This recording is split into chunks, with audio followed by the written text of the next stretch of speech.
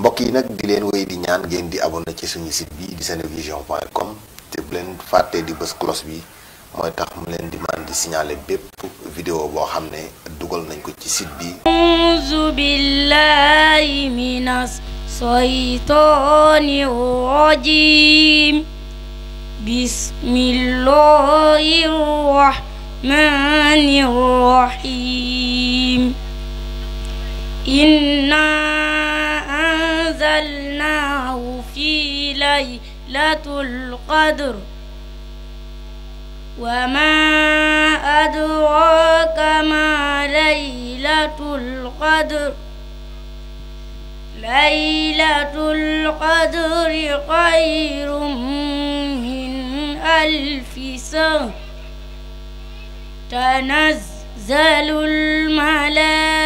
الملائكة والروح فيها بإذن ربهم من كل أمر سلام هي حتى مطلع الفجر صدق الله العظيم. École privée Serigne Mohamedou Mourtada Mbacké Touba HLM kër Serigne Amni Ndiaye ci kilifteefu Serigne Mbacké Ndiaye directeur bi nekk Moussa Dione. École bi ay ndongo yu takku di fa jàngee at mu nekk ñuy amal ay résultats yu am solo lool li ko waral ay jàngalekat yu xereñ yu ñu ràññee seen xam-xam nekk ci bërëb bi di jàngal ndongo yi bile école daal di lëkkaloo ak lycée Serigne Cheikh Mbacké Gaynde Fatma. École bi nekk école bu ñu ràññee lool ndongo yi nekkee fi anam gu mucc ayib. Dimanche benn fan ci weeru juin atum 2025 yi daal dinañuy amal jeûne en herbe jubluwaay bi du lenn lu dul gën a renforcer capacité xale yi maanaam gën a nàmm seeni xel ngir daal di gën a yokk seen xam-xam. élèves école bi doon ko amal lënkaloo ci tamit ak élèves yi nga xam ne ñi ngi nekkee ci lycée Serigne Cheikh Mbacké Gaynde Fatma. parents d'élèves yi ak dëkkandoo yi teewe woon lu ni mel. bég nañ bu baax a baax ci accueil bi vraiment j'en nous tous sincèrement et nous vous en très reconnaissants. di nuyu tamit tout le corps enseignant yi nga xam ne fekk nañ leen fi en le commençant par notre cher professeur Moussa Dione à qui nous remercions très sincèrement pour nous confier l'organisation de cet événement. Alors comme ni ñu ko baaxee defee rek incha allahu rabbi dans quelques instants dinañ commencer match jeûne en herbe bi nga xam ne war na fay daw voilà et tey ñu fas yéene jouer 2 matchs à savoir les demi-finales et les finales aussi donc à tout à l'heure inchallah ñu fas yéene dawal li des ci programme. Ce seront notés à 10 points. Question d'identification. Il va avec des indices. da leen di jox ay indices maanaam dañ leen di junj après ngeen tontu. Premier indice bi soo ko trouvé question bi à premier indice c'est à 30 points après dañuy wàcc à deuxième indice vous avez marqué 20 points à troisième indice 10 points après foofu la yam à troisième indice boo trouvé wul dara on passe c'est bon. Maintenant après les questions d'identification on a les questions vis-à-vis.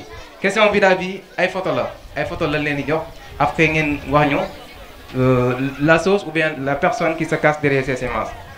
C'est bon. Ces questions aussi ñu ngi koy noter à 20 points. Question par équipe yi aussi équipe bu ci nekk dina am ay questions yoo xam ne da ngeen am amul droit concerté wu amul diisoo yéen waa équipe bi ku njëkk a fëgg rek kooku la di jox dégg ngeen question yooyu bu ñëwee da ngeen di fëgg sur la table c'est bon. Le plus long fleuve qui traverse le Sénégal. Le plus long fleuve qui traverse le Sénégal pour 30 secondes.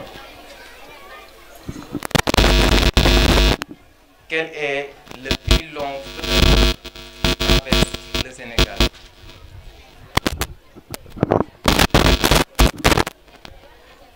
Quel est le plus long fleuve qui traverse le Sénégal? Quel est l'organe principal de la respiration? C'est l'homme. L'organe principal de la respiration chez l'homme. Pas de concertation. Pas de concertation. Quel est l'organe principal de la respiration chez l'homme? Ce sont les poumons. Bonne réponse, 10 points. Le suivant, voilà. Question vivre dans son milieu. Pourquoi faut-il laver les mains avant de manger? Pourquoi faut-il laver les mains avant de manger? Pour 30 secondes. Pourquoi faut-il laver les mains avant de manger?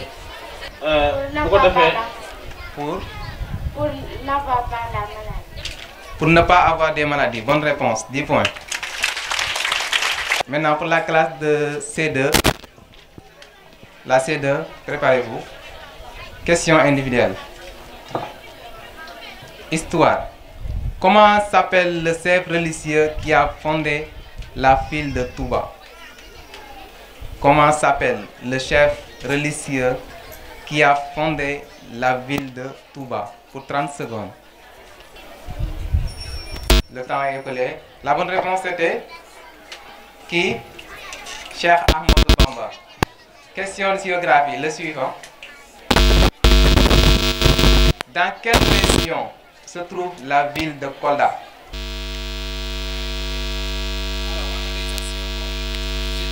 Un élève à 3 cahiers à 450 francs chacun est un stylo à 350 francs.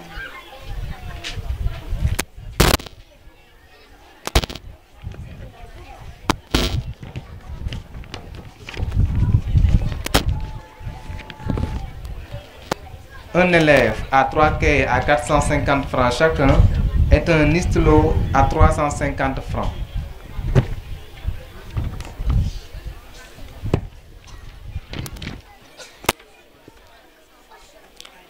Combien, la question, c'est combien a-t-il dépensé au total? Combien a-t-il dépensé au total? C'est bon, vous travaillez ensemble.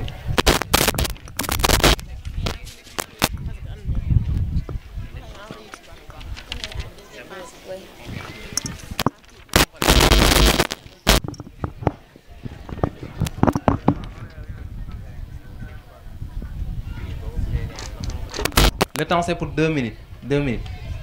Oui.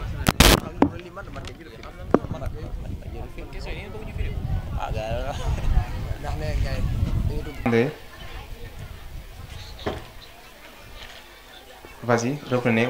Vous dites les opérations. 450 fois 3.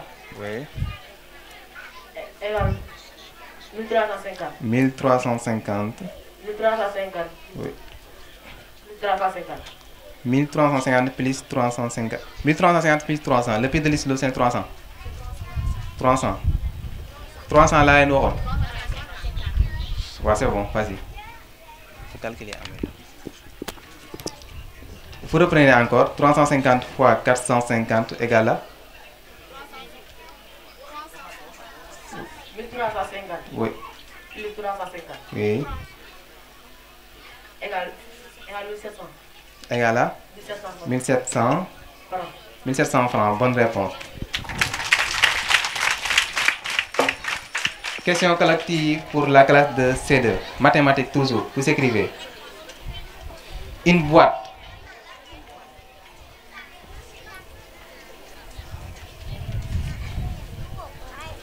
Une boîte contient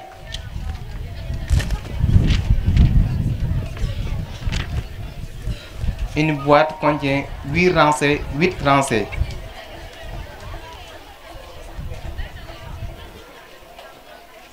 Une boîte contient 8 rancées de billes. B-I-2-L-E-S. 8 rancées de 6 billes. 6. 8 rancées de 6. B-I-2-L-E-S.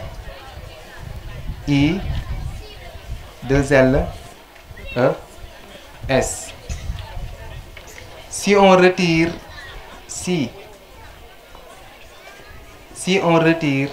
retire R-E, retire, oui, le verbe retirer. Si on retire 10 billes, si on retire 10 10B, combien en reste-t-il dans la boîte? Combien en reste-t-il dans la boîte?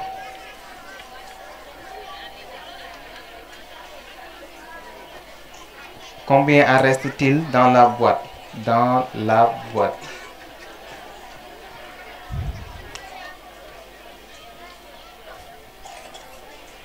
C'est bon. Une boîte contient 8 rangées de billes, de 6 billes, autant pour moi. Et si on retire 10 billes, combien en reste-t-il dans la boîte? Pour qu'on se fait. Le temps c'est 2 minutes.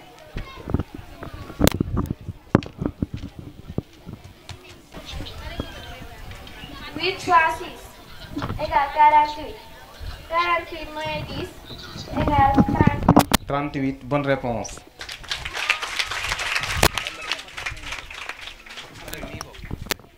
Question français pour la classe de C1.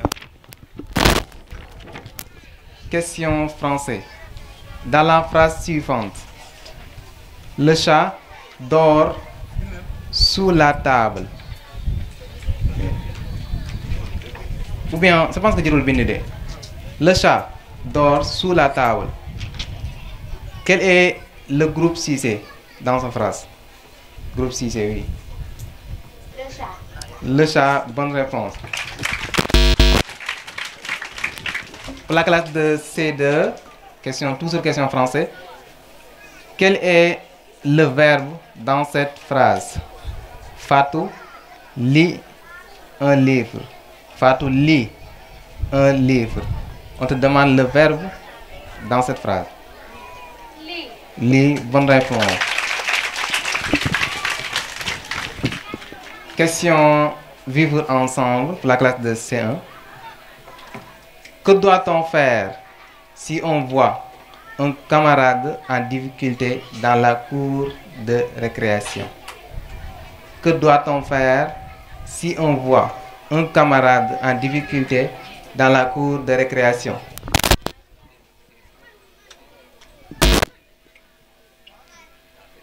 Je pense que je vais vous dire, mais la réponse, pour le donner en français.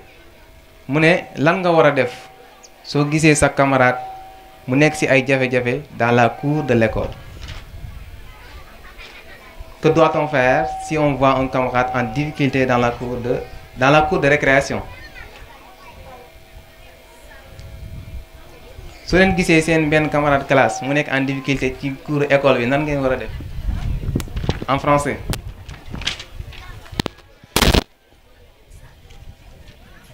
On doit aider.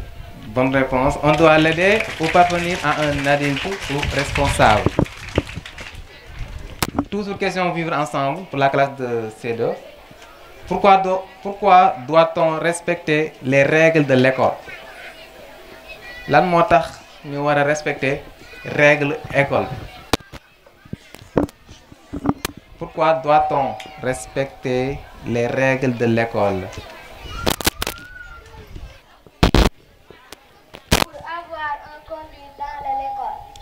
Pour avoir une conduite dans l'école. Bonne réponse. Excellent. Question histoire pour la classe de C1.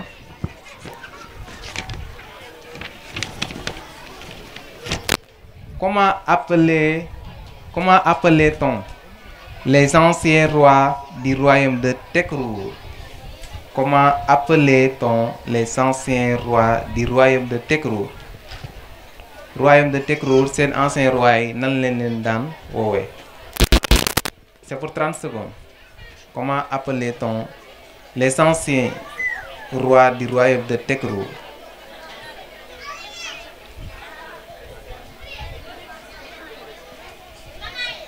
Royaume de Tekrour, seen roi yi nan la leen daan woowee?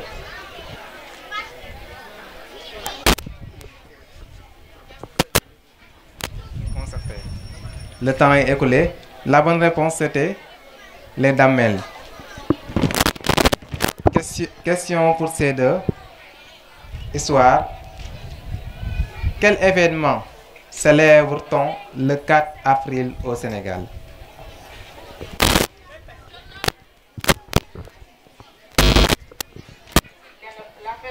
La fête de l'indépendance du Sénégal. Réponse.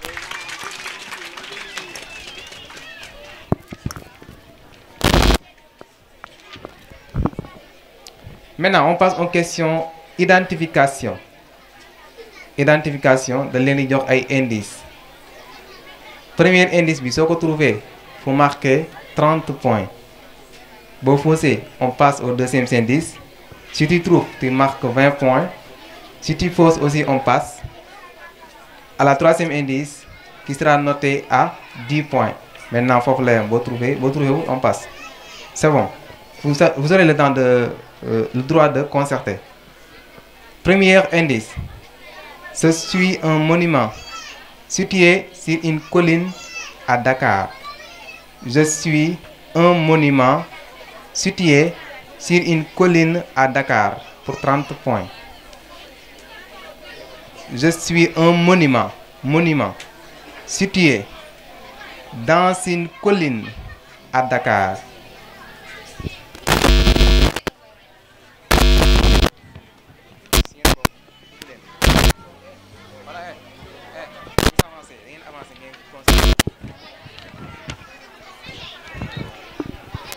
Je suis un monument situé dans une colline à Dakar. À 30 points. Monument de la Renaissance africaine. Bonne réponse. Excellent. Il marque les 30 points dans le premier indice. Maintenant, on passe pour la classe de C2.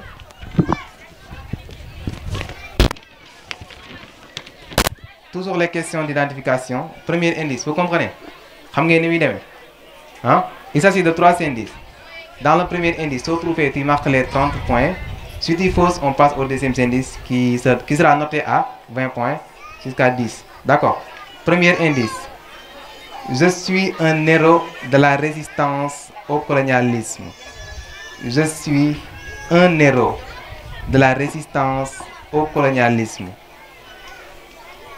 Je suis un héros de la résistance au colonialisme.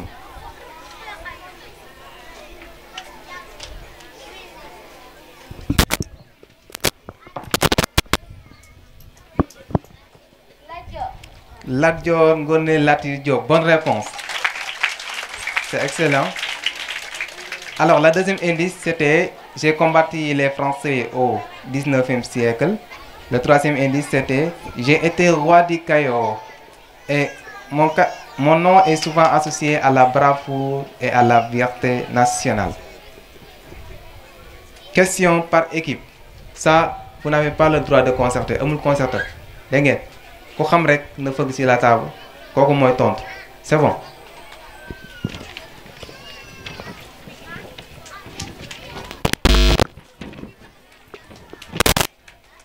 Vivre ensemble. Que faut-il faire quand on veut emprunter quelque chose à un camarade?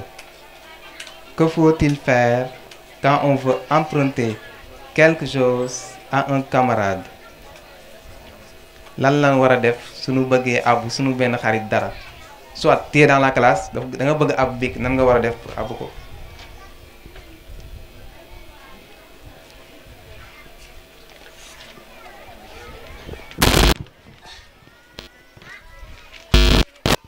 Que faut-il faire quand on veut emprunter quelque chose à notre camarade? Pas de diso. Vas-y. Réponds. Demander. Demander. Pédaler. Demander. C'est acceptable. Alors, la bonne réponse, ça reste un peu. C'était juste de le demander poliment. D'accord. On passe. La classe de C2, toujours vivre ensemble. Est-il bien de se moquer d'un camarade qui fait une erreur? Et si oui ou non, vous disiez le pourquoi. Ndax baax na ngay retaan sa benn xarit? Si oui, tu dis le pourquoi. Si tu non, tu dis le pourquoi. Vas-y. Non. Oui. Le pourquoi.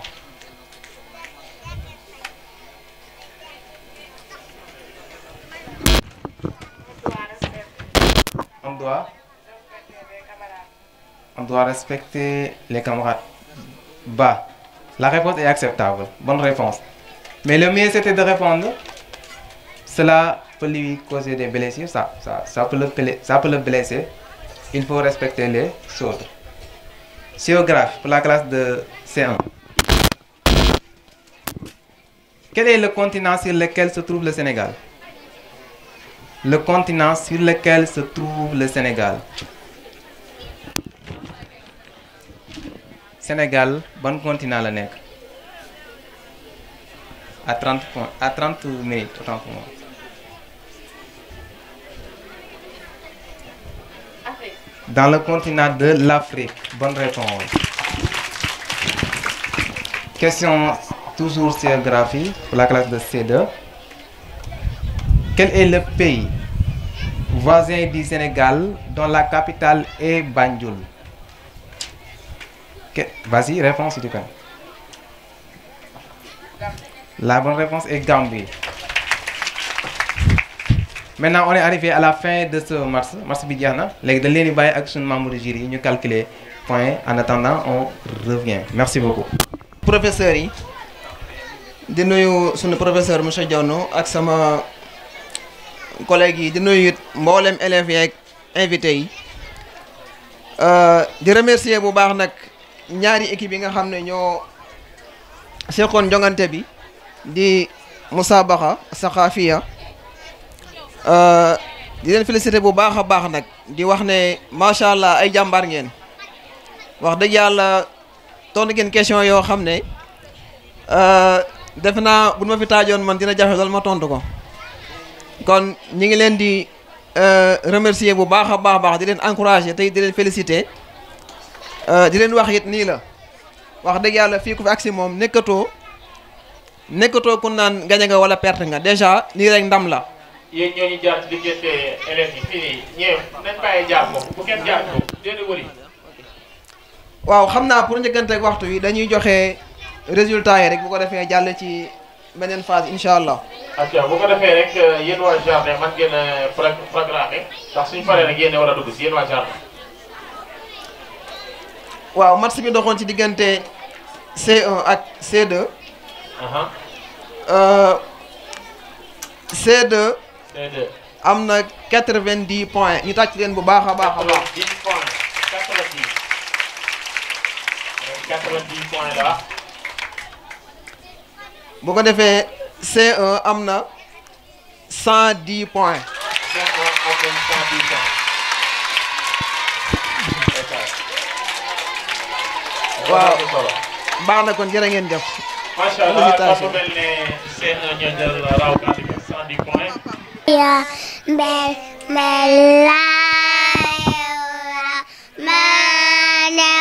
bismillahirrahmanirrahim.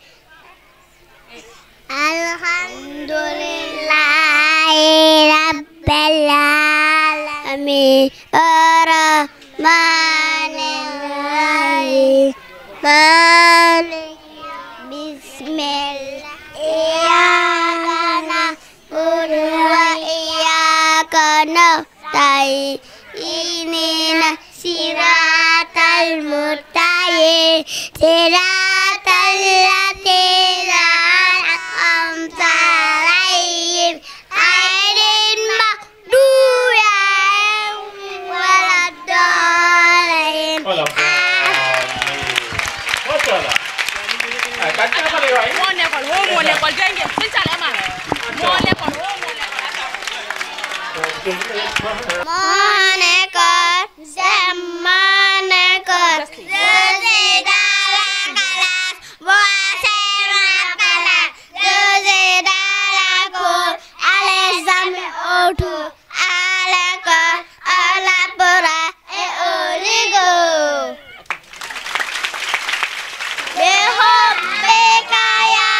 Senegal, what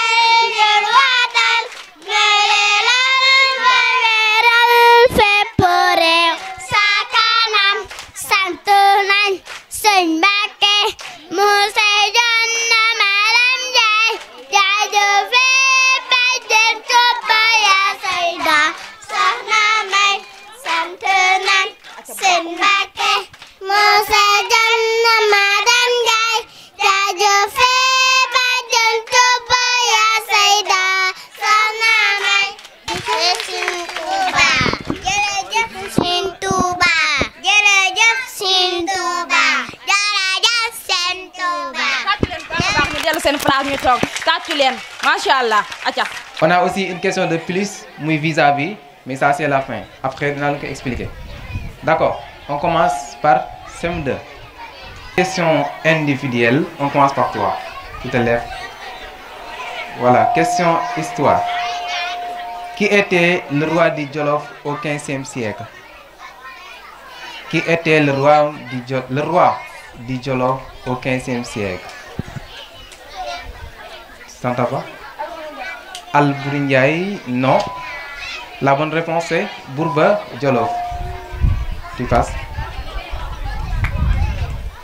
Alors, question géographie. Quel est le principal fleuve qui traverse la région de Tambacounda?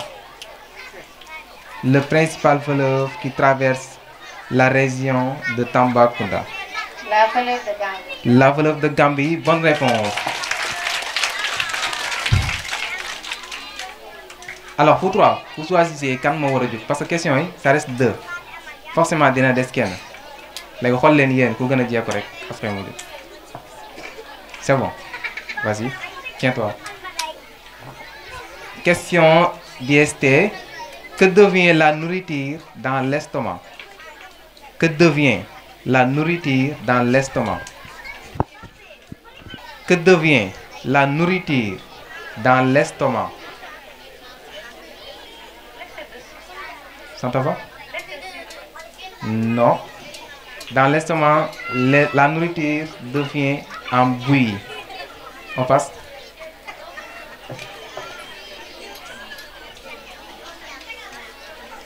Vivre dans son milieu. Pourquoi faut-il couvrir les aliments? Pourquoi faut-il couvrir les aliments?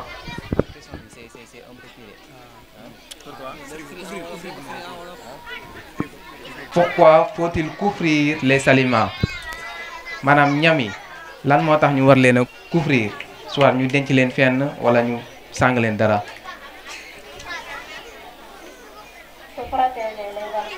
Pour protéger les aliments. Pour protéger les aliments, bonne réponse. Contre les mousses. Question géographie. Comment s'appelle la saison où il pleut beaucoup au Sénégal? La saison où il pleut beaucoup au Sénégal. La saison des pluies, bonne réponse. Acceptable aussi, mais c'est l'hivernage. On passe. IST. Pourquoi faut-il dormir suffisamment la nuit? Lan moo tax guddi gi ñu war a nelaw lu doy. Alors, public s'il vous plaît, ñu déglu leen wax bi xaw na bari de. Pourquoi faut-il dormir suffisamment la nuit? Acceptable? Ah ouais. Bah, c'est acceptable, hein? Donc, elle marque. Mais la réponse attendue, c'était pour garder l'enfant. Non, pour bien se reposer et être en forme à l'école. Ça reste une question. Question, vivre dans son milieu. Pourquoi ne faut-il pas jeter les ordures dans la rue? Pourquoi ne faut-il pas jeter les ordures dans la rue? Mbalit yi lan moo tax waruñu ko sànni ci mbedd bi? C'est pour 30 secondes.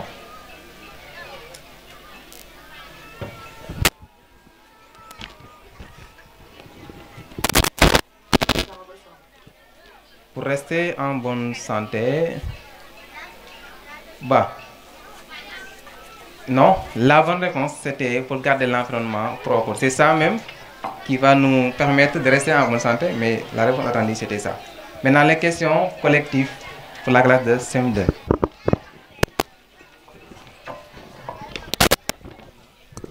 question collective, mathématiques.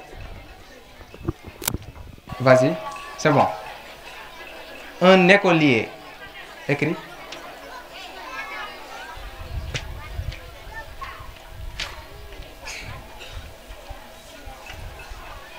Un écolier achète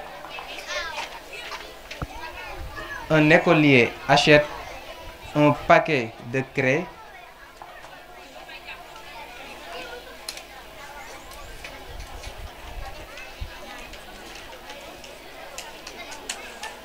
à 1250 francs. Un écolier achète un paquet de craie à 1250 francs. Virgule. 1250 francs. Virgule. Un tableau pour 3600 francs. Un tableau pour 3600 francs. Et un livre qu'il paye en 2 fois. Et un livre qu'il paye en 2 fois. Un livre qu'il paye, verbe payer, en 2 fois. Qu'il. Un livre qu'il paye en 2 fois.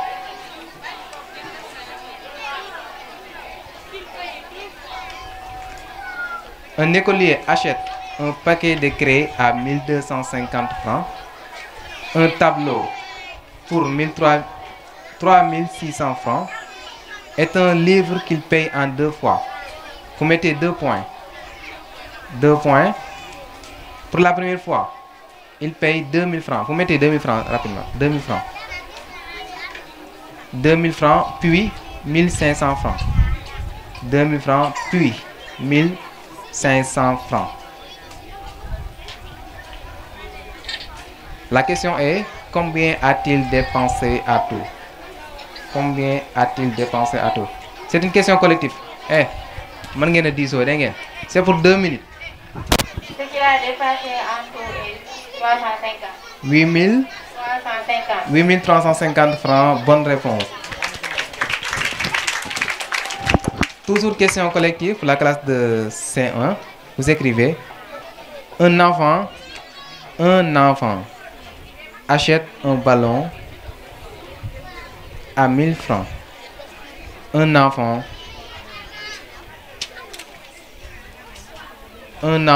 achète un ballon. Un enfant achète un ballon à 1000 francs. À 1000 francs, 1000 francs.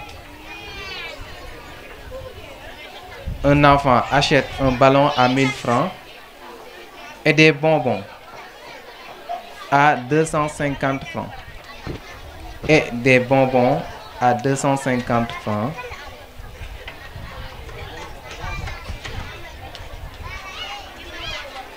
Et des bonbons à 250 francs.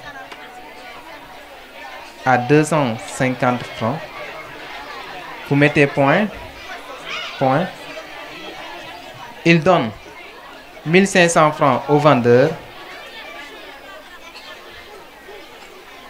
Il donne 1500 francs au vendeur.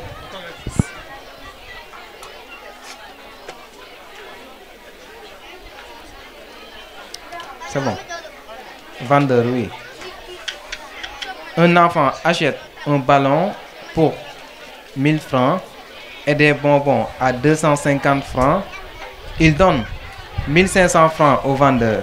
La question est, quelle monnaie doit-on lui rendre? Quelle monnaie doit-on lui rendre? Ñaata lañ ko wara delloo?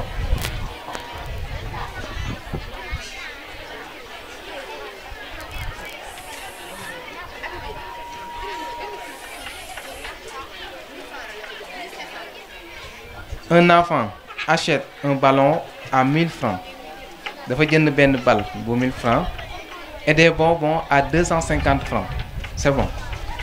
Mu jox jaaykat bi 1500 francs. On te demande quelle monnaie doit-on lui rendre? Ñaata lañ ko wara delloo? 250. 250, bonne réponse. Alors, question français pour la classe de CM2. C'est bon, concentrez-vous. La question est, on te demande de conjuguer le verbe venir au présent de l'indicatif à la première personne du pluriel. Verbe venir au présent de l'indicatif à la première personne du pluriel.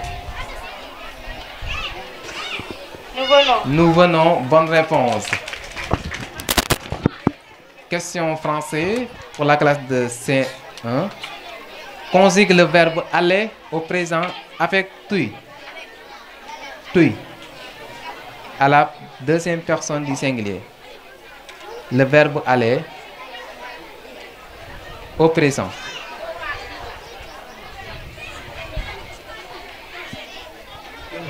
Tu vas. Bonne réponse. Vivre ensemble pour la classe de CM2. Que doit-on faire? Que dois-tu faire si ton camarade est puni à tort? Que doit-on faire si ton camarade est puni à tort? am sa xarit bu defee lu dul yoon ñu punir ko lan nga war a def? La question est collective. Disons leen. Le temps est écoulé.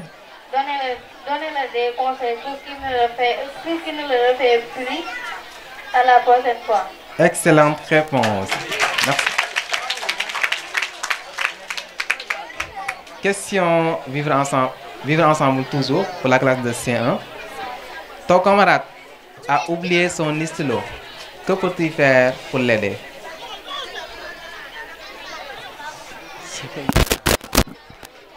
Ton camarade a oublié son stylo. Que peux-tu faire?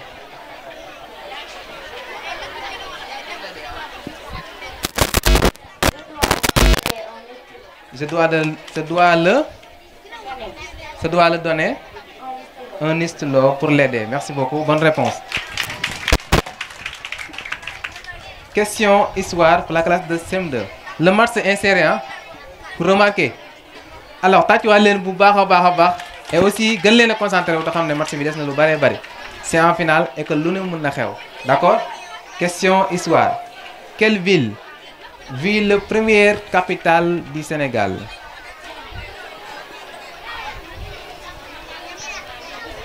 La ville de Saint-Louis. C'est la ville de Saint-Louis. Bonne réponse. Question d'histoire pour la classe de C1. Comment s'appellent les premiers habitants de notre pays? Comment s'appellent les premiers habitants de notre pays? Comment s'appellent les premiers habitants de notre pays?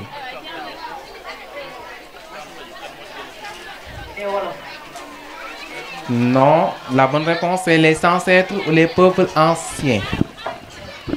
On passe rapidement pour la classe de CM2. Question d'identification. Maintenant, on vous donne des indices allant de 30 à 10 points. Si vous trouvez dans le premier indice, vous marquez 30 points. Dans le deuxième indice, 20 points. Et au final, 10. Si vous posez aussi, on passe. C'est bon. Premier indice. Je suis une réserve naturelle située dans le sud du Sénégal.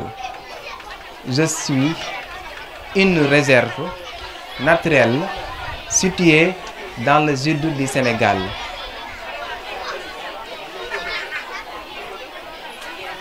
Je suis une réserve naturelle située dans le sud du Sénégal.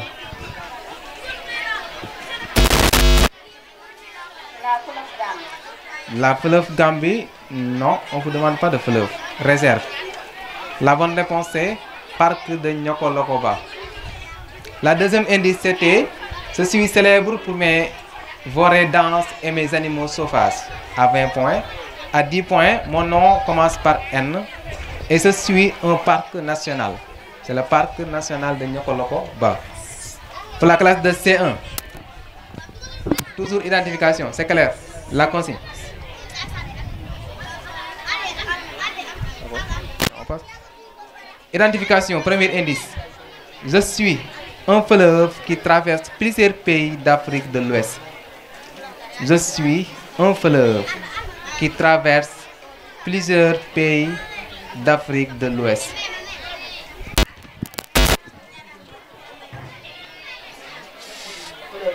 C'est le fleuve Sénégal. Bonne réponse.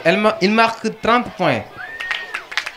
Et le deuxième indice, c'était je marque une frontière naturelle du Sénégal à 20 points. À 10 points, mon nom commence par un S. Je pense que j'ai fait une erreur concernant la question d'identification de la classe de CM2. Lorsque vous faussez, je dois poursuivre la question et moi je l'ai arrêté.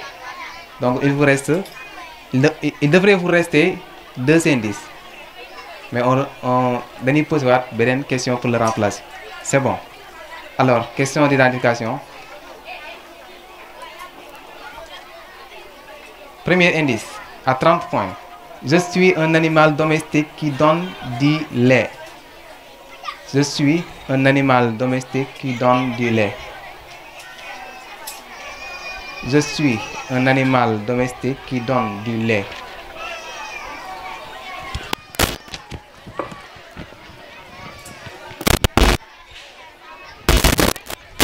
Je suis un animal domestique qui donne du lait.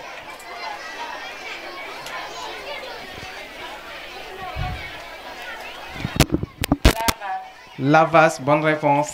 30 points. Alors, on passe rapidement pour les questions par équipe de la classe de C1.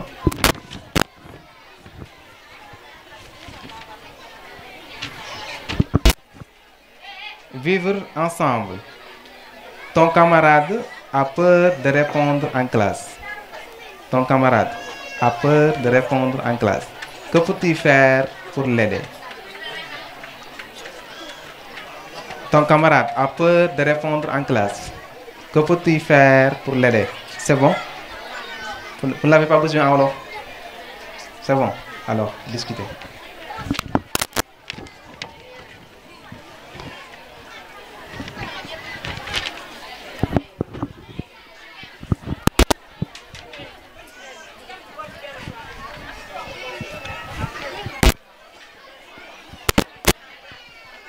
Ton camarade a peur de répondre en classe.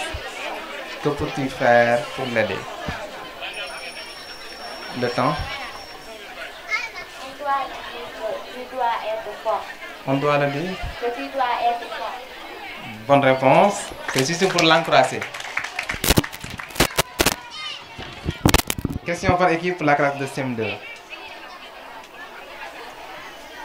Ton camarade vient d'arriver dans ta classe et ne connaît personne. Comment peux-tu l'aider à se sentir bien? Ton camarade vient d'arriver dans ta classe et ne connaît personne. Comment peux-tu l'aider à se sentir bien?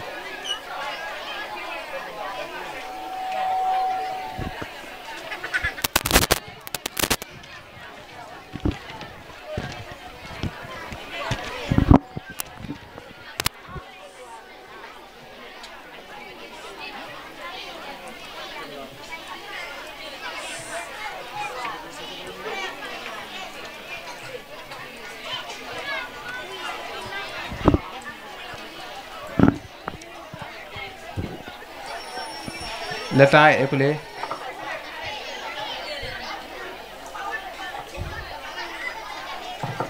On doit l'accueillir et entamer une discussion avec lui. Bonne réponse. On doit l'accueillir, lui parler gentiment, lui montrer la classe et l'aider à s'intégrer. Bonne réponse.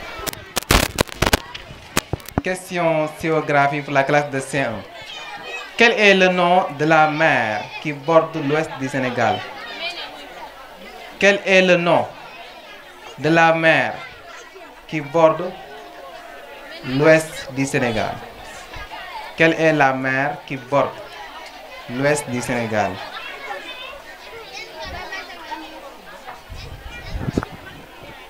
Ou bien même, quel océan? La mer qui borde l'ouest du Sénégal. C'est l'océan Atlantique. Bonne réponse. Question géographie pour la classe de CM2.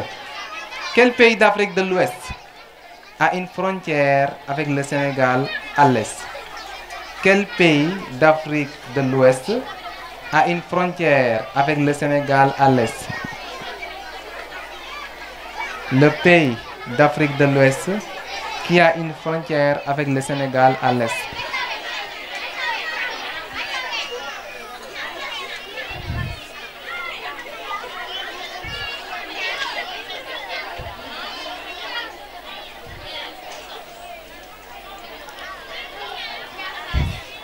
Le pays d'Afrique de l'Ouest qui a une frontière avec le Sénégal à l'est. Le pays appartient à l'Afrique de l'Ouest, mais il a une frontière avec le Sénégal et il se trouve à l'est. Oui. La Mauritanie, non. La bonne réponse c'était le Mali.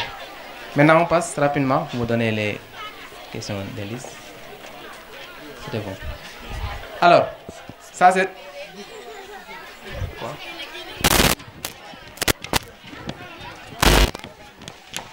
Alors, ça ce sont des enveloppes. Vous voyez, il y a des personnes que vous devrez identifier. Vous nous disiez, la personne qui se cache derrière les images. Vous prenez une. Et vous, une. On commence par où?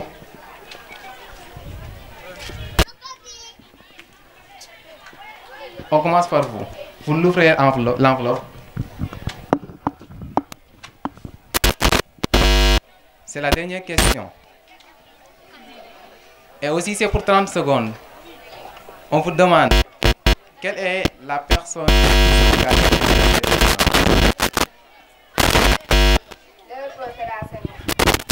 Léopold Sédar Senghor. Bonne réponse. Le premier président du Sénégal. Alors, c'est à votre tour. Pour 30 secondes.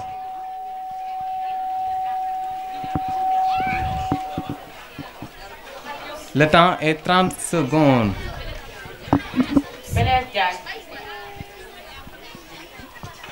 Allez, le mot. Alors, public, vous voyez? C'est clair ou bien? C'est clair? La personne qui se cache derrière cette image, c'est Cheikh Anta Diop. Alors, c'est la fin de cette marche.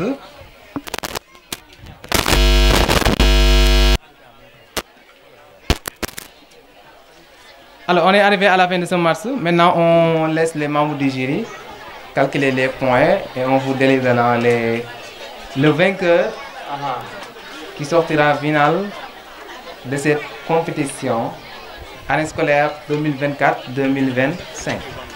أعوذ بالله من الشيطان الرجيم بسم الله الرحمن الرحيم الحمد لله رب العالمين الرحمن الرحيم مالك يوم الدين إياك نعبد وإياك نستعين اهدنا الصراط المستقيم صراط الذين أنعمت عليهم غير المغضوب عليهم ولا الضالين بسم الله الرحمن الرحيم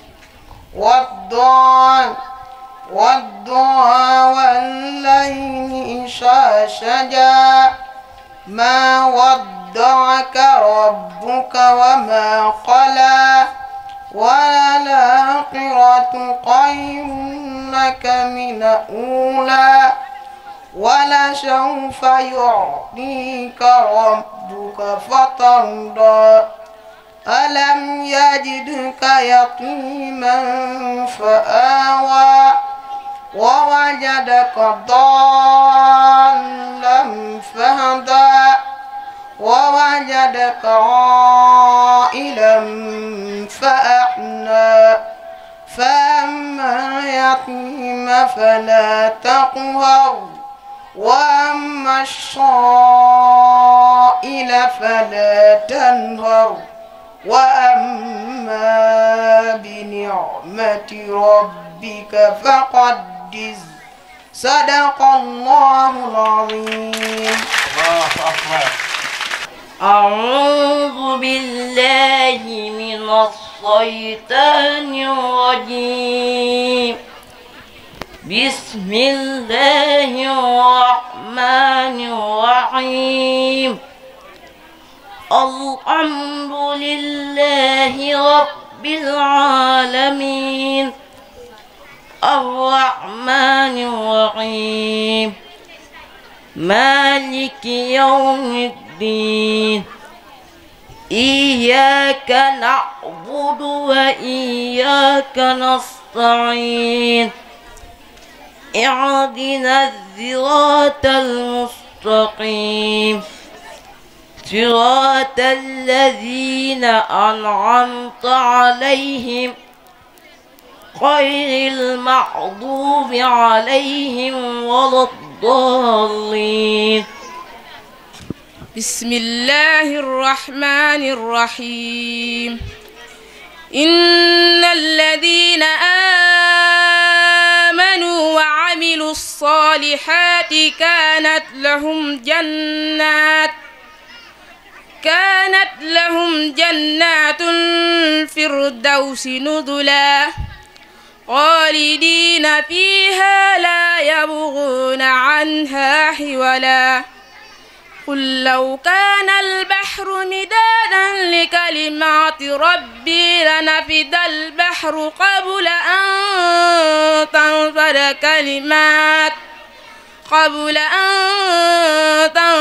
كلمات ربي ولو جئنا بمثله مددا. قل إنما أنا بشر مثلكم يوحى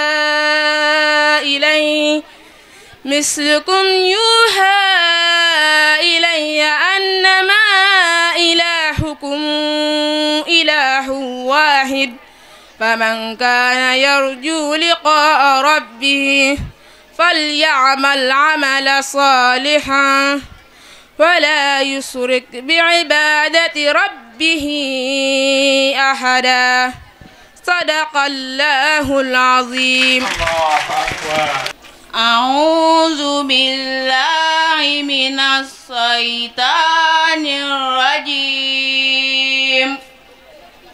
بسم الله الرحمن الرحيم. هل أتى على الإنسان حين من الدهر لم يكن شيئا مشكورا. إنا خلقنا الإنسان من نطفة أمشاج نبتليه فجعلناه سميعا بصيرا. إنا أعتدنا للكافرين سلاسل وأغلالا وسعيرا. إن الأبرار يشربون من كأس كان مزاجها كافورا.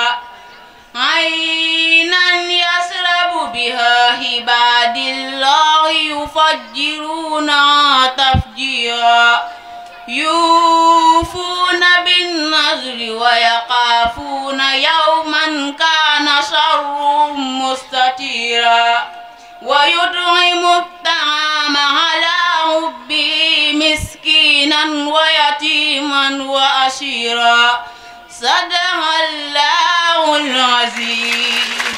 maanaam bin seetloo nag gin doon seetlu juróomi poñ yi la muy li ñuy wax alxifdu muy mokkal bi ak ahkaamu tajwid maanaam sàmmoonteeg ak tajwid yi muy taxaw fi nga war a taxaw ak nan nga war a commencé waatee ak xunna yeeg idgham yeeg madda yi yëpp nga respecté ko.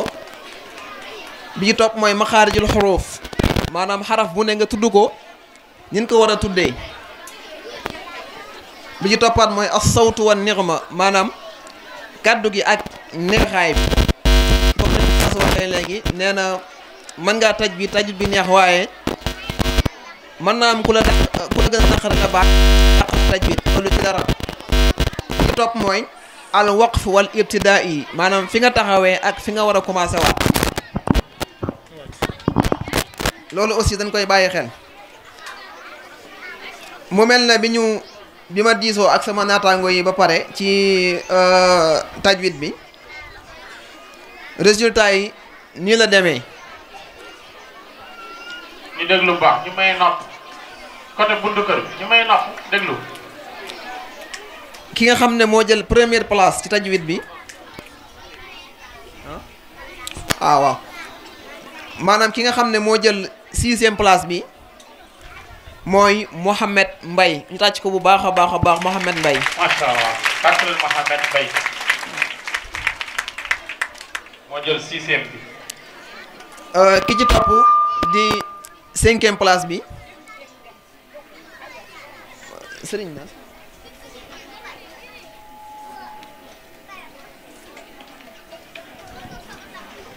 Serigne Mayib waaw ngeen baal ma 5e place bi mooy Serigne Mayib ñu tàcc ko bu baax a baax kon mooy 5e place bi.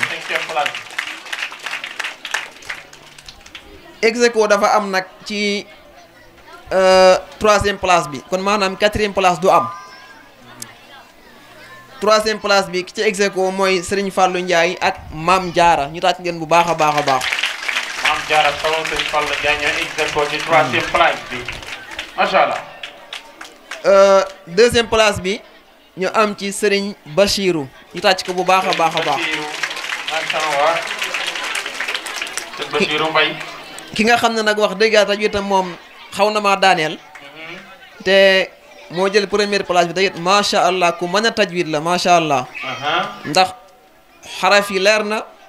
fi mu war a taxaw leer na te it njàng mi neex na macha allah. muy. Serigne Mouhamadul Muntaqa kon ñu tàcc ko bu baax a baax.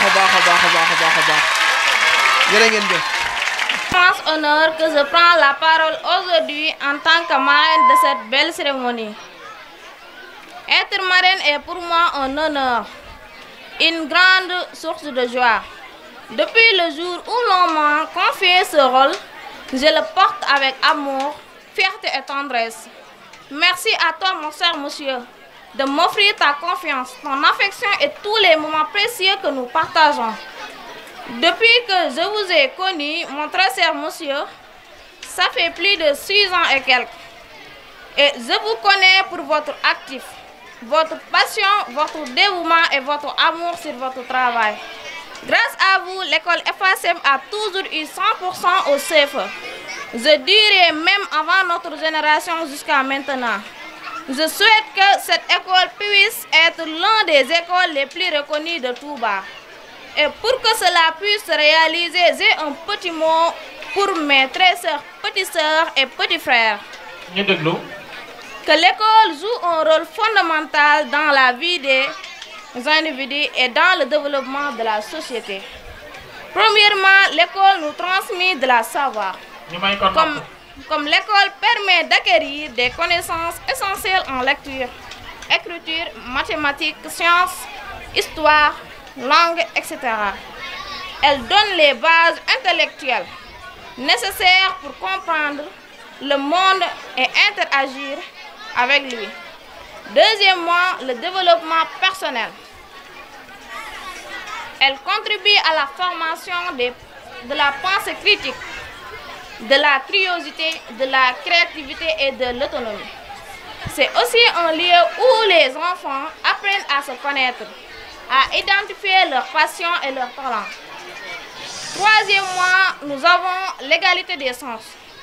Elle est un outil puissant pour lutter contre les inégalités sociales, en offrant à tous les enfants, quelle que soit leur origine ou leur milieu, l'accès à l'éducation. L'école peut contribuer à une société plus juste. Quatrièmement, nous avons la préparation à la vie professionnelle. L'école prépare les élèves aux études supérieures et au monde du travail. Elle transmet des compétences techniques, mais aussi des savoir-être comme la rigueur, la ponctualité ou le travail en équipe. Cinquièmement, nous avons la citoyenneté. Elles forment les futurs citoyens en leur apprenant leurs droits, leurs devoirs et les valeurs fondamentales comme la liberté, l'égalité et la fraternité. Elles éduquent à la démocratie, la responsabilité et à l'engagement civique. Tous ces critères cités, l'école peut nous le garantir, car l'école est bien plus qu'un lieu d'apprentissage académique et un pilier de la société, un moteur de développement personnel et social et un levier pour un avenir meilleur. Tout ce qui compte, c'est de travailler durement.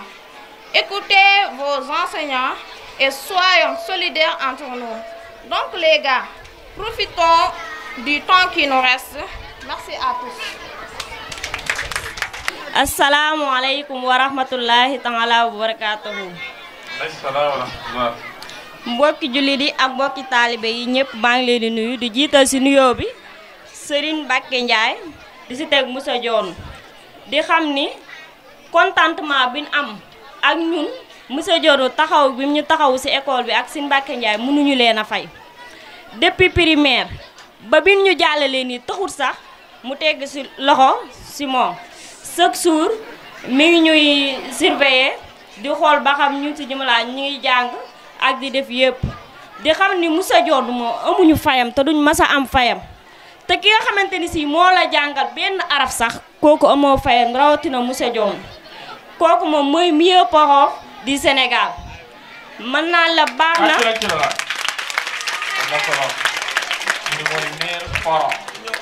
mën naa la baax na laabir na yaatu na ku lay jàngal nag il faut que dina toll benn temps boo xam dina la teg pression ndax élève Touba moom ñëpp a yam élève boo ci tegul pression wala nga teg ko ci yoon rek di def li nga bëgg te moom nag liggéey bu jotee da ngay liggéey waaye bu caaxaan jotee tamit nga dem baax na bu baax foofu baax yam daal baax na ko ba mën naa la benn semaine mii tey jii Moussa Dione su ma diglu wutoon ay conseillers mën na maa bañ a agsi fii ndax Moussa Dione chaque jour.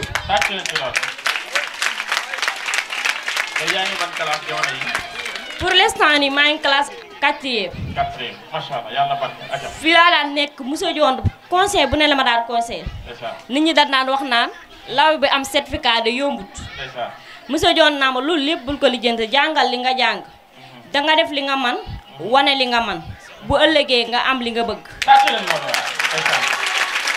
macha allah. mën naa la ko laaj képp ku lay defal loolu. amoo fayam. bañ naa ko defal na ma loo xamante ni sii. du yëkkati loo xamante ni sii nit ñi dañ koy gis de. mais defal na ma loo xamante ni sii. di mën na ma jariñ. ba ëllëg fu ma mën a jëm. maa ngi koy sant. di ko santaat ak ñëpp ñi ma àndal ñëpp nii ñoom ñëpp tamit ñi koy sant. ndax mën naa ni la. bi ma duggee ci école. damaa jàng woon benn école génn. bi ma ñëwee mu testé ma defal ma C1. benn C2 la ma yorut. te mën naa la taxaw gi ma taxaw foofu. billaahi wallaahi mënuñu koo fay. billaahi wallaahi mënuñu ko fay. bañ na ko sax. benn suur su ma ko jàngi si wut. Moussa Dione su dikkee dina ma laaj la moo tax jàngi si woo. ma ñëw su ma amul fay sax su ma ñëwee taxaw si moom wax ko Moussa Dione daan ma ñëwal rek ndax ñun lawbe ak séeréer c'est la même chose lawbe du tooñ séeréer waaye séeréer tamit du tooñ lawbe. inna xalaqnaakum shu'uuban li ta'aarafu. yàlla nee na maa leen gis ngeen nekk ay giir ñi nekk lawbe teg ci séeréer ngir ngeen xamante la waaye du xeebante kon loolu lu am solo la Moussa Dione def na lu am solo foofu. billaahi wallaahi. ñun ñëpp daal ñu ngi kontaan. di ko sant di ko gërëm. waaw Fatou sa avenir foo bëgg a àgg si jàng mi.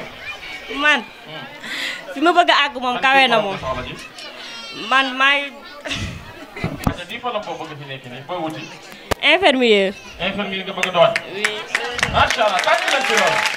waaye léegi boo jàngee ba am licence ba nekk infirmier léegi looy bëgg a. li may bëgg a. teral sama ñaari waajur. teral sa ñaari waajur ak lan.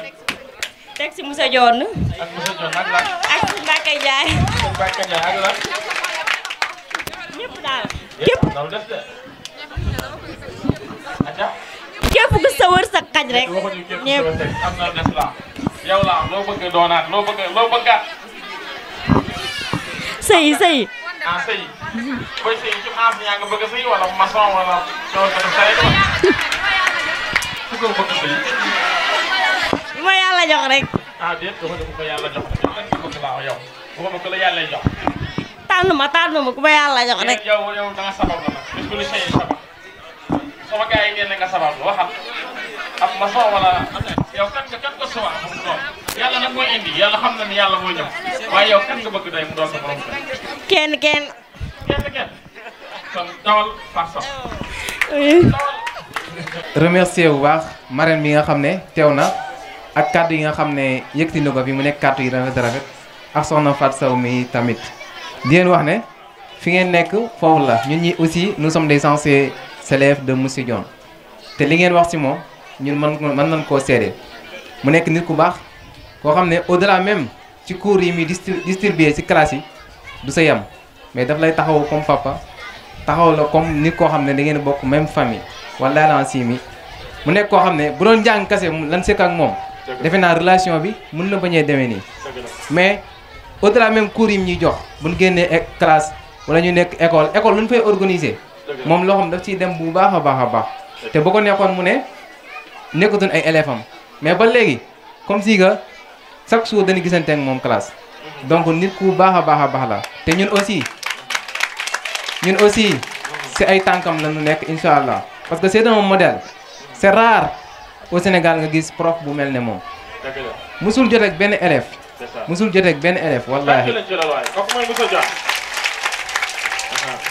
amaana bu ñu doon wax si moom fi la ñuy fanaan un exemplaire koo xam ne mu jàngal la mu bañ la jàngal roykaay la boo xam ne ñun ñëpp war nañoo roy si moom donc ñu ngi koy gërëm bu baax a baax di ko ñaanal gudd fan di ko wax ne yéene yi bari na lool wala si mi yéene yi kawe na lool sax donc xam naa kontaan nañ tellement ba mënuñu wax lépp dañuy jàll ci l'essentiel mu nekk match yi fi doon daw concernant les génies en herbe les finales qui s'opposaient entre la classe de C1 et la classe de CM1 CM2 autant pour moi maintenant avant ça aussi dafa am benn idée boo xam ne dafa jóge ci sunu mag mu nekk suñ daam mi nekk étudiant universitaire mu am benn xalaat boo xam ne daf ko am muy nous les anciens élèves de monsieur Dione ñu tijji benn groupe WhatsApp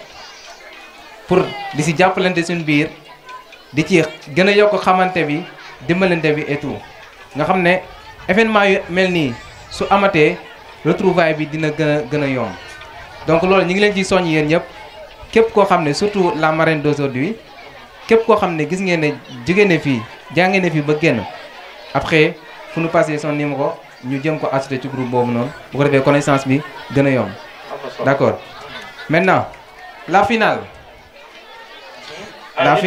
ñu may ko naa ko déglu baax finale bi on souhaite on dit félicitations à toutes les équipes qui ont passé vraiment yombul compétition ñu commencé ko ba àgg finale donc benn équipe ne démérité équipe bu toogoon fii rek téye le gagnant mais luñ gis dina am ku nekk ci kaw donc match bi neexoon na vraiment gis na ne élèves yi ay jàmbaar la lool sax parce que génie en herbe moom ce sont des questions yoo xam ne voilà équipe bi mën na la gën a jàng kii ñëw gagné la ça c'est juste di concentration ak aussi expérience bi ngay am ci compétition bi et tout voilà léegi la finale. ñu may ko nopp baax s'il vous plaît. ñu noppi donc la finale l'équipe qui a gagné la compétition génie en herbe de cet établissement édition 2024-2025 c'est la classe de attendez je vais vous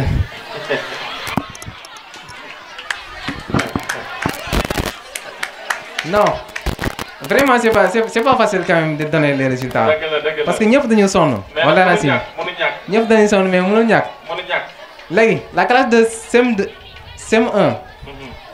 Non, la classe de CM2 a 120 points et la classe de C1 150 points.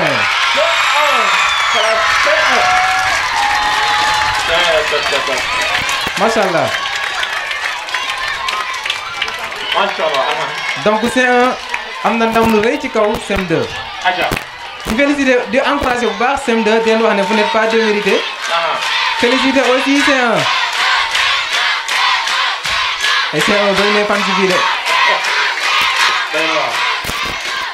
Machallah mi ngi noonu donc kon vainqueur mi ngi nekk C1 donc yow Oustaz voilà la. Bonsoir tout le monde. Je salue toute l'assistance ici présente. En commençant par Serigne Mbacké Ndiaye, le maître coranique du local. Mes collègues enseignants, chers élèves, chers parents, les honorables invités et élèves du lycée Serigne Cheikh Mouhamadou Moustapha Mbacké de Touba Darou Khoudoss.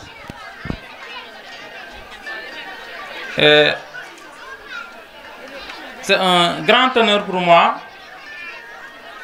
de tenir ce discours en ce jour de 1er juin qui coïncide avec la finale de Génie en herbe, qui est une activité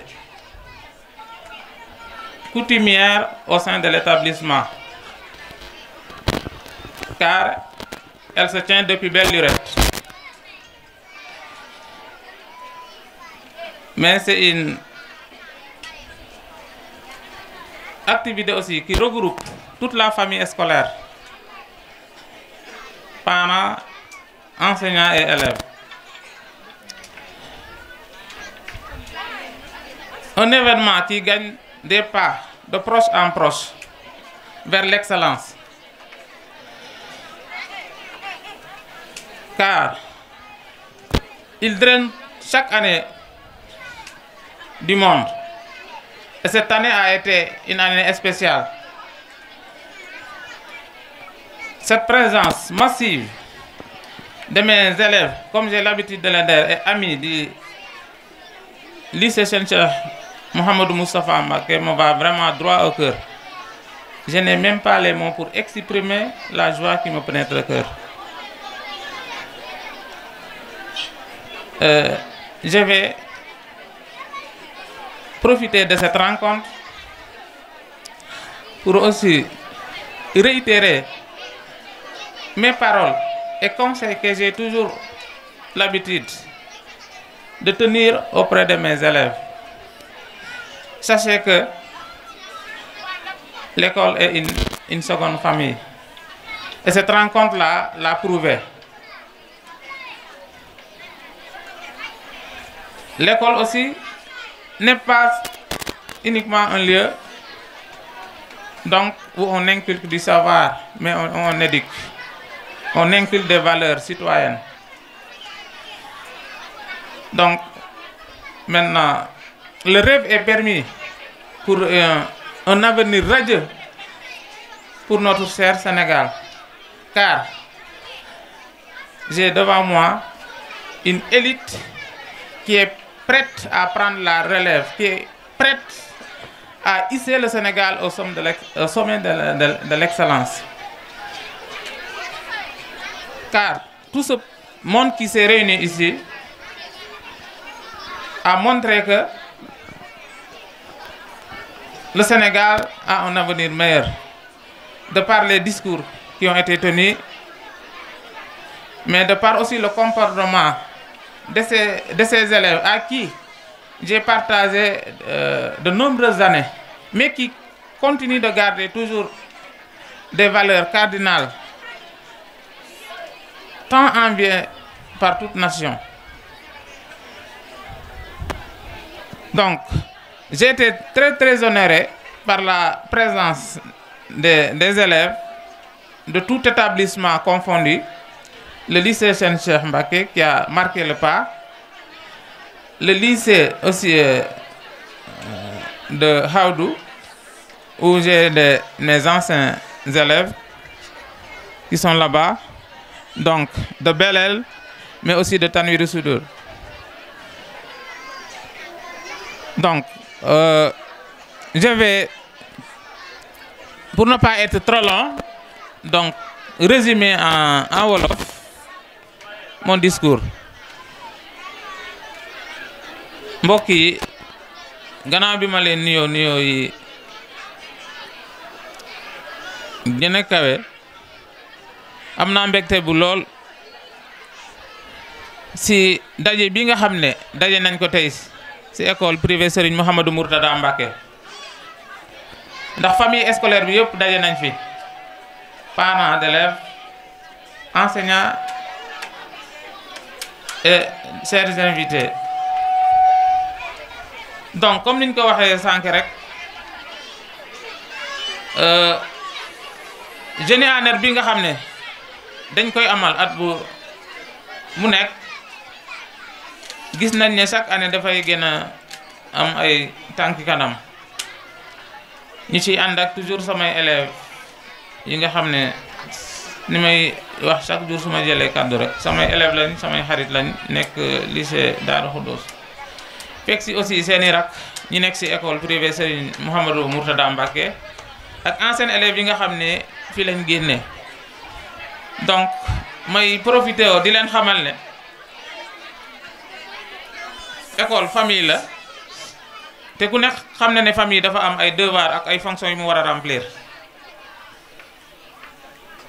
donc fonction yi bokk na ci éduquer, taxawu leen, parce que ëllëg yéenay doon ñi nga xam ne yéenay taxaw ji réew mi, te ni réew mi mel ëllëg rek ni ngeen mel rek na noonu la réew mi mel ëllëg. mais am nañ ci xel bu dal lool ndax li ngeen fi feeñal, te aussi ànd gi ma ànd ak yéen yàgg na lool ba gis naa ci yéen ay jikko yu tax ma naw leen. donc man moom képp koo xam ne rek choisir naa pour di ànd ak yow, xam nga ne na nga xam ne am na jikko yoo lamboo yoo xam ne moom yu ma ravir la, te vraiment yooyu ngeen ma wan depuis diir gi may ànd ak yéen ba léegi. ñu élèves yu jàmbaare ci njàng mi, ñu naw seeni professeur. donc loolu nag ndaw bu ko defee arme rek, adversaire bu mu jàkkaarloo dana ko daan. mooy am mbégte bu baax a baax ci seen taxawaay ci daara ji, te aussi initiative boobu ngeen di waaj a amal mooy fexe ba bépp élève boo xam ne monsieur Dione jàngal na ko rek ngeen fexe ba mun a am un groupe pour gën a mun a échanger. donc initiative bu rafet la, yàlla na antu ba tax ngeen gën a mun a collaborer. donc di profiter bu baax a baax aussi di leen ñaanal ngeen am une réussite totale ci seeni étude ba ñëw taxaw réew mi, taxaw seeni parents. donc am naa ci yaakaar bu baax ndax seen comportement wane na ko, seen njàmbaar ci njàng mi aussi wane na ko. donc xanaa aussi di jégalu bu baax a baax rek, xam naa jàngale yombut, parce que dañ ne sacerdoce na nag jaamu yàlla la, mais yombut, parce que nit aussi matut. sa ñàkk mat day tax faw nga am yoo xam ne da nga koy feeñal, loo xam ne xëy na xaaruñu ko woon ci yow. mais bépp jàngal élève bu mu mës a jàngal na nga xam ne lépp lu ma booleeg yow du leen lu dul jàngal la ak yar la. loolu mooy sama objectif principal, loolu moo nekk sama objectif, jàngal la, yar la. te maa ngi ci sant bu baax a baax, ndax xëy na yàgguma lool ci njàng, maa ngi ci bëgg a def ay atit, mais yàlla dimbali na ma ba vraiment génération yu bëri yu jaar samay loxo si njàng mi dañ ci yaafus te aussi dañuy nekk ñoo xam ne vraiment ay nitu qualité lañ donc kaddu yi ñu fi rotel vraiment rafetlu naa ko lool si côté yëpp donc samay anciens élèves yi nekkoon si école bi en l'occurrence la marraine Ndeye Koumba Diagne ak bépp élève boo xam ne jugee nga fi rek vraiment kontaan naa si seen taxawaay di leen ñaanal un avenir meilleur ci seen i études donc di gën a aussi sant bu baax parents d'élèves yi nga xam ne aussi lépp lu jàngalekat mun a def si école ba ñu koy tudd rek xamal ne parents d'élèves yi dañ saa dugal seen loxo ndax ñetti ñi ñëw ngànk école élève bi la parent bi ak jàngalekat bi te vraiment ànd bi ma ànd ak parents d'élèves yi si école bi ànd koog élèves yi aussi ànd gu rafet la yàlla aussi mu ngi si suturaal parce que génération bu fi mos a jaar ñu présenté ko à l'examen yàlla suturaal nañu ba jàll na te école yi ñu nekk it ñu ngi fay wone njàmbaar li ma leen di wax toujours aussi yéen ñi nga xam ne ay anciens élèves ngeen fii ñi nekk fi actuellement mooy na ngeen xam ne daara ji école bii seen école la ëllëg mun na nekk yeneen ñëw taxawaat école bi noonu ay jàngalekat wala ngeen doon ay kilifa si réew mi ñëw taxawaat école bi da ngeen ci bàyyi xel te xam ne événement buñ fi mun di amal tamit ñu nominé la wala nominé wuñ la nga ñu yëgal la ko directement wala yëgaluñ la ko directement jàppale yow it kenn da laa war sa jiitu si bés bi da nga war a bokk si ñi nga xam ne ñoo ko taxaw de A à Z donc vraiment yooyu nekkoon kàddu yi mbégte bi ma àndal moo tax vraiment mënuma génne mooy carrément boo wax li ne si sama xol mais maa ngi leen di sant bu baax a baax di leen ñaanal ngeen une réussite dans vos études pour ngeen mun a taxawu réew mi donc taxawu seeni waajur jërë ngeen jëf kontaan na lool. donc pour remercier tur ci pour tënk tur ci olof liñ wax ci français rek premièrement damay jiital ci remercier chaleureusement monsieur Dione pour accueil chaleureuse bi nga xam ne accueilli na ko et cadeau bi ñu ko jox tamit c'est vraiment un symbole de respect pour nous et l'estime que nous avons pour lui. Donc di remercier monsieur Dione pour sa constance parce que il a toujours été constant loolu ñi ko xam dëgg ak ñi mu yàggal dëgg mën nañoo seede loolu ci moom. donc tamit ñëpp xam ne 3 dernières années yii nii ñun lay woo pour ñuy jàppale ko ci Jeunes en Herbe bi mu nekk acte boo xam ne wax dëgg yàlla il nous honore beaucoup et aussi on est très content pour ça pour que ndax confiance bi nga xam ne moom la ñuy accordé. donc tamit di profité di souligner rek générosité am pour accueil bi nga xam ne accueillir nañu ko ak confiance bi ñuy accordé pour suñu équipe bi. donc di remercier aussi Serigne Mbacké Ndiaye Golbé mi nga xam ne moom présence am c'est remarquable nga xam ne moo ñu accompagner ci sur le plan spirituel. di remercier tamit di saluer tamit ñëpp collègue monsieur Dione yëpp rek moo xam muy monsieur Niass monsieur Ndeye Fatou Seck soxna Ndeye Fatou Seck pour leur collaboration ak lépp rek. di fàttali tamit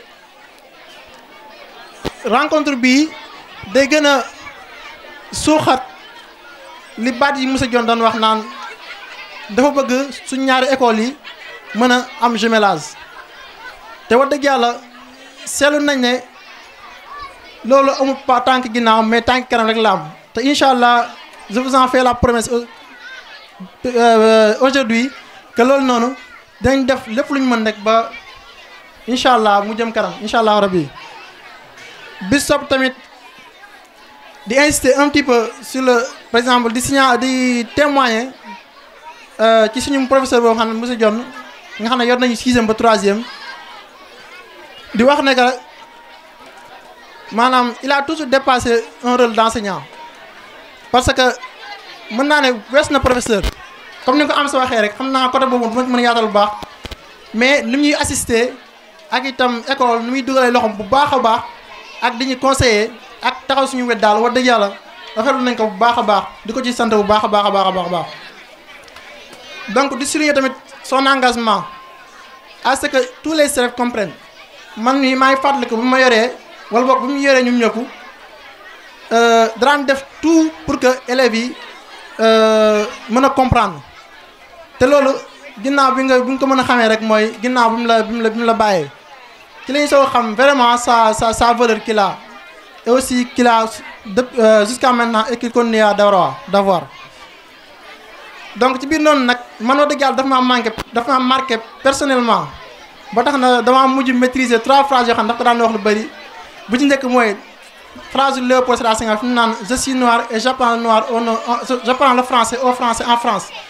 donc mu nekkoon phrase boo xam ne daf koo waxoon ci benn leçon am nii rek jàll ci mais depuis 4 ans ça resté ancré dans ma tête bi soog mu daan ne ta liberté s'arrête là où commencent les autres phrase boobu tamit nekk na phrase boo xam ne marqué na bu baax a baax bi ki toppaat mu ne au pays des aveugles les borgnes sont rois donc loolu rek day signifier ne rek moom wax dëgg yàlla il nous a vraiment marqué raison pour laquelle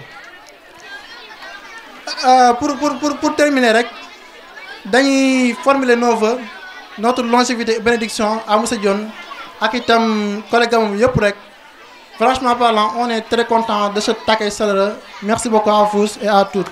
jërëjëf. nee na mi ngi nuyoo ñu may ñu nopp baax nee na mi ngi nuyoo di dollee santaat yàlla buur bi subhanahu wa taala moom mi nga xam ni moo ñu kàttanal tey moo ñu may lii ñu am.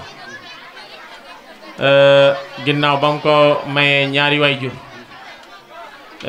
ñu jàngal ko yar ko wiññi ko teg ko ci siraatal mustaqim nee na ñaari waajuram yooyu jàngal nañ ko yar ko wiññi ko teg ko siraatal mustaqim ba tax na li mu njëkk a yëg dollee santaat yàlla bu baax a baax a baax bi mu sant yàlla ñaan suñu borom bi subhanahu wa taala mu yërëmal ko way daw yi lépp waaye di julli ci ngën ji mbindéef Muhammad sallallahu alayhi wa sallam di sant Serigne Touba radiallahu anhu waaye di ñaan xalifa Baye Fall xalifa Mame Cheikh Ibrahima Fall suñu borom guddal fan wér ay cëram ci wàll wi mu nekkit ci ay kilifaam nee na mi ngi leen di sant di leen gërëm bu baax a baax muy usratu njaayeen naan famille njaayeen naan sëñ Mbaye Ndiaye ku ni dégg na ko sëñ Mbaye Ndiaye gol bi kon nag ñoom yàgg nañoo xettali jaam ñi nee na mi ngi sant mboolem koo xam ne teew nga fi jataay bi góor ak jigéen mag ak ndaw mu ñeenti doomu aadama yooyu nga xam ñoo teew jataay bi nee na ñi fi teew ñéppit jëmmam taxut ñu teew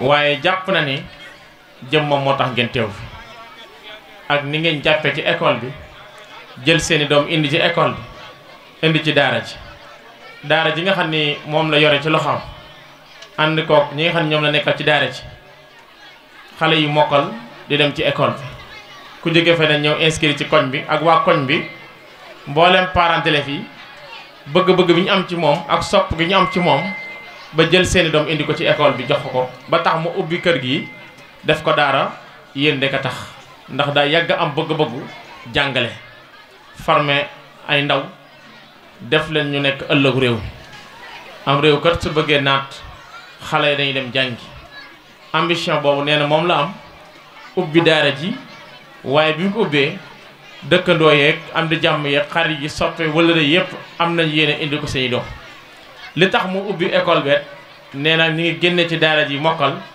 waaye ñoom bëgguñu yóbbu seeni doom feneen te xëy na fu ñu dem feneen sori na mu ubbi école bi waaye teg fi monsieur Dione mu nekk fi mooy ànd ko ak ay collègue am muy ak asdiqa yi nga xam ne ñoom àndal muy naatangoom yi nga xam ne ñoom la àndal muy enseignants yi ak enseignantes yépp seen taxawaay rafet lool mu sant leen gërëm leen kon nee na mi ngi leen di sant di leen gërëm baax ci jataay bi di ñaan képp koo xam ne teew nga fi góor jigéen mag ak ndaw nee na aajo joo am yàlla na ko suñu borom saafara ci barke Seydina Mohamed barke borom dëkk bi Cheikhul Khadim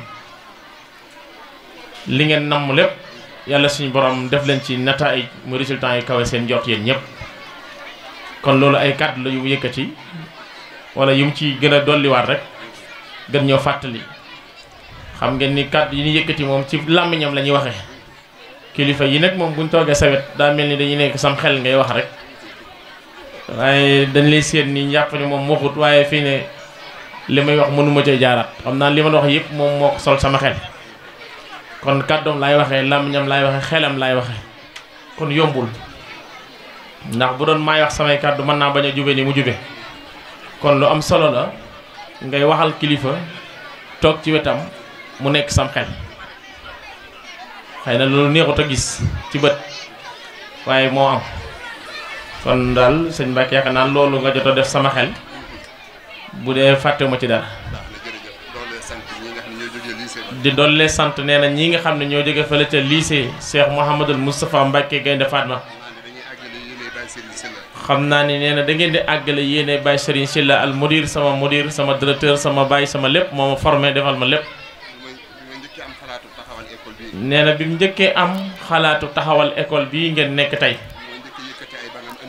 moom moo njëkk a yëkkate ay banc jox ko andil ko ab jàngalekat Baye Serigne Sylla ndeysaan na ko jàngalekat bi na la téyel classe ba nga amub jàngalekat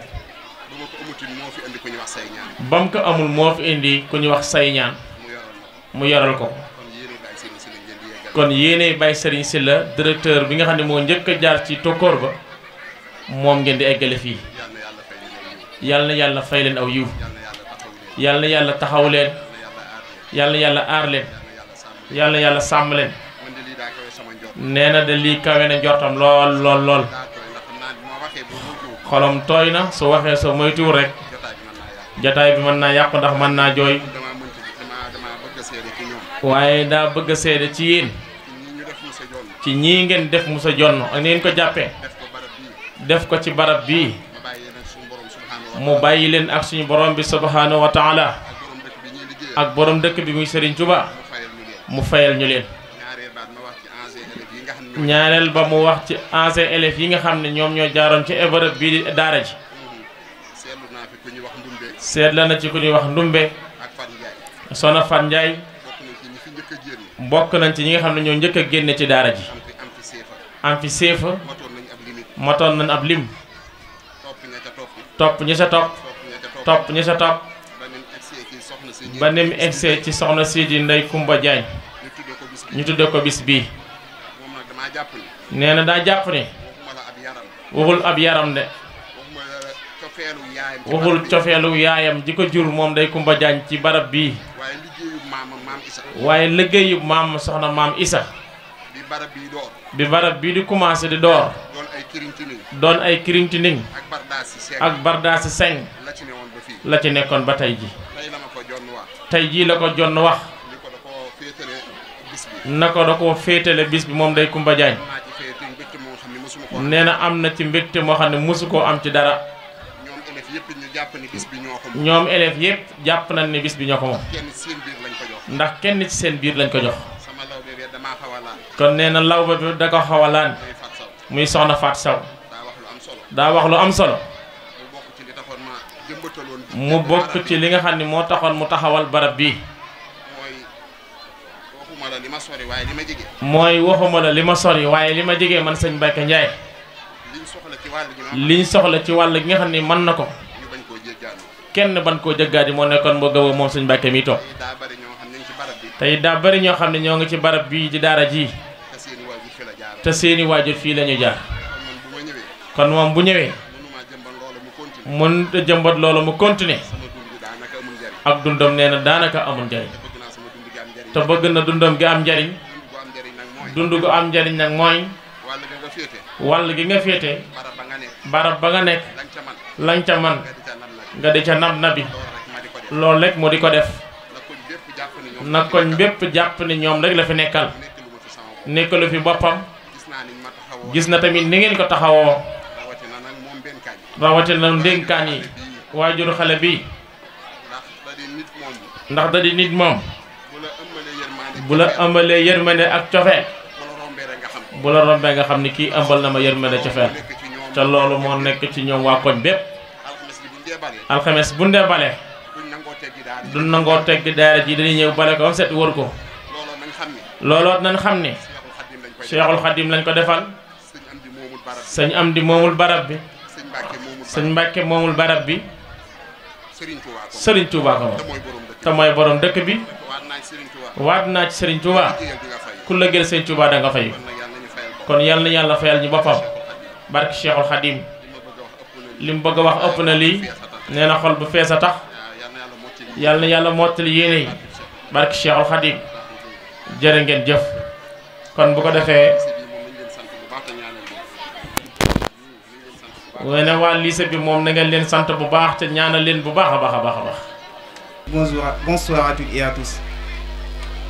Pour ne pas aller très loin, donc je veux revenir sur la langue locale di nuyu ñëpp am contentement ak mbégte bu baax a baax parce que kàddu yi mënoon a ñàkk ne dama jàpp na su monsieur Dione jëlee kàddu rek wax dëgg yàlla juru ko woon mais mu nekk loo xam ne wax dëgg yàlla des na sama xol parce que ci école bi laa bokk malgré que ñaari at laa fi def mais ñaari at yi ma fi def wax dëgg yàlla ma ñëw ñu yaatal ma Dione nekk koo xam ne yëmul ci nekk un directeur wax dëgg yàlla mu yombalal ma liggéey bi lool yàlla tamit daan may gën a dimbale ci ma ñëw fekk fi sëñ Mbàkke mi moom itam bu nekk sama sëriñ nekk sama papa tamit di ma jàppale ci lu bëree bëri ci biir loolu ma ñëw fekk fi koo xam ne muy madame Seck nekk kenn ci man koo xam ne wax dëgg yàlla lépp lu may dugg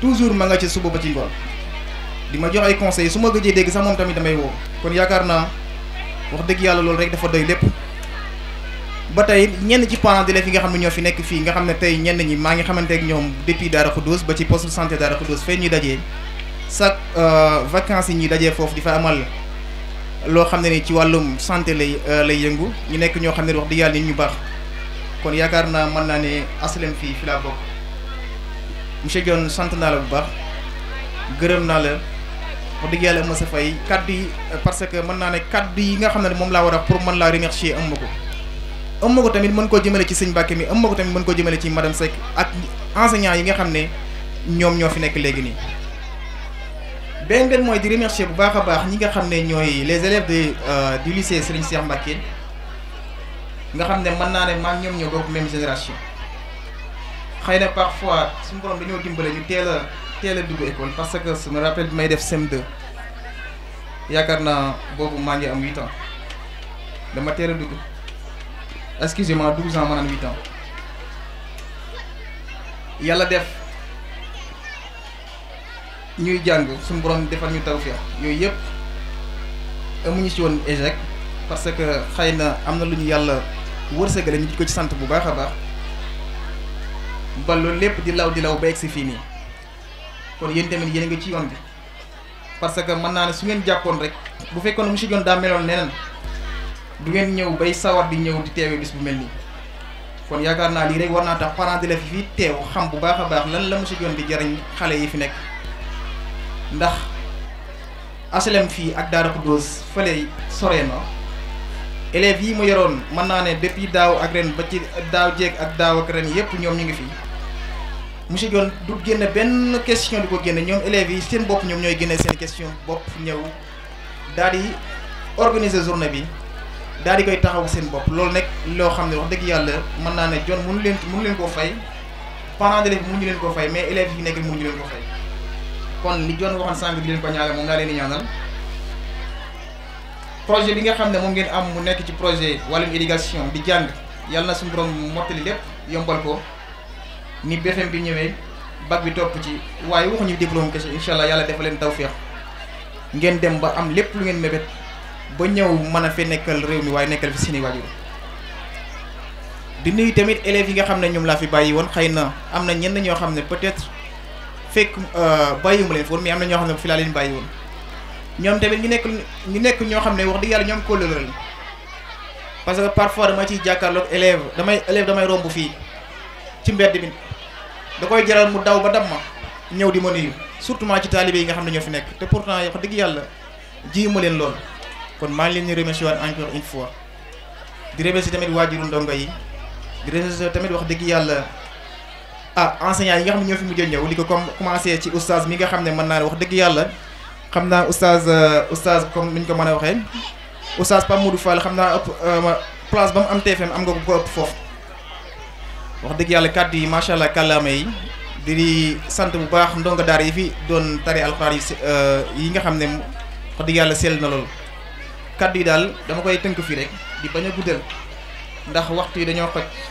te monsieur Dione wax na li ñu war a wax lépp wa tabaarakallaahu maa ngi leen di jaajëfal bu baax a baax sëñ daam maa ngi lay nuyu wax dëgg yàlla xamante nañ bu baax parce que li ma gën a am kóllëre ci rek mooy que rek